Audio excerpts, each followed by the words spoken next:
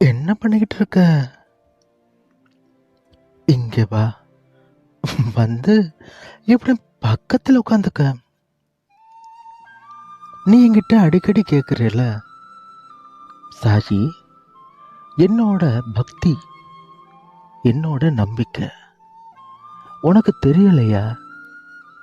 நான் எந்த அளவுக்கு உன் மேல பிரியமோ அசைக்க முடியாத நம்பிக்கை வச்சிருக்கேன்னு உனக்கு புரியலையா அப்படின்னு நீ அடிக்கடி கேட்குறல.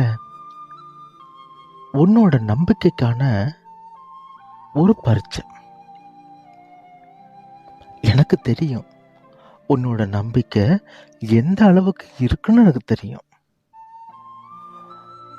இப்ப ஒரு நைட்டு ஒரு 10 மணிக்கு ஒரு கோவிலுக்கு நீ போயிட்டு தனியா உன்னோட வண்டியில வந்துகிட்டு இருக்க. அந்த கோவில் வந்து உன்னோட ஊர்ல இருந்து ஒரு 12 கிலோமீட்டர் வச்சுக்கலாம். ஒரு காட்டுப்பகுதி கோவில் தான். அந்த கோவில எல்லாருமே சாமி கும்பிட்டாங்க. மிச்ச பேர்லாம் அந்த கோவில இருக்கிறாங்க. நீ ஏதோ ஒரு வேலையால அந்த கோவிலேருந்து நீ நெத்தியில குங்குமம் வச்சுட்டு அந்த கோவிலேருந்து நீ கிளம்பி வார. காட்டுப்பகுதி ஊர் எல்லைக்கிட்ட வரும்போது மின்சாரம் தடைப்பட்டுருச்சு. கரண்ட் இல்லை. சரின்னு சொல்லிட்டு நீ வண்டியை ஓட்டிக்கிட்டு வார. மனசு தைரியத்தோட வார. அப்போ உனக்கு முன்னாடி ஒரு உருவம் நிக்கிறத நீ பார்க்குற. நீ உடனே என்ன பண்ணுவ சொல்லு?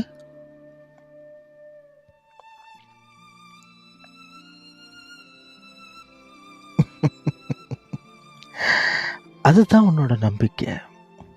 அதாவது நீ தனியா வந்துகிட்டு இருக்கப்ப திடீர்னு ஒரு உருவம் உனக்கு முன்னாடியோ பக்கத்துலயோ சைட்லயோ அல்லது பின்னாடியோ தெரிஞ்சிச்சு அப்படின்னா உன்னோட மனசு ஒரு செகண்டு, ஒரு நிமிடம், ஒரு வினாடி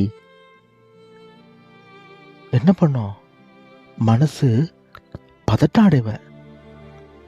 சாயி சாயின்னு என்னதான் கூப்பிடுவ.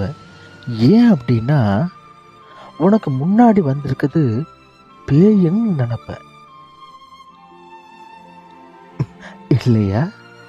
ஆனா நீ நினைச்சிருக்கலாம், நம்ம சாமியை கும்பிட்டுட்டு வரோம், நமக்கு முன்னாடி வந்திருக்கிறது அந்த கடவுளே நேர்ல வந்திருக்காருன்னு கூட நீ நினைச்சிருக்கலாம். ஆனா அந்த தருணத்துல உன்னோட மனசு எப்படி நினைக்கும்? ஆத்தாடி, ஏதோ ஒரு உருவம் நிக்குது, இது அது இல்ல அப்படின்னு தானே நினைக்கும். இவ்வளவுதான் உன்னோட கடவுள் நம்பிக்கை. நான் உன்னை தப்பு சொல்லல. உன்னோட நம்பிக்கை எந்த அளவுக்கு இருக்கு அப்படின்னு உனக்கு எடுத்து காட்டுறேன். இதனாலதான் சில நேரங்கள்ல சில விஷயங்கள் உனக்கு பின்தங்குறது. சரியா? நீ வண்டியில வர, உனக்கு முன்னாடி சாயே நின்னாலும் உனக்கு அது பேயாதான் தெரியும்.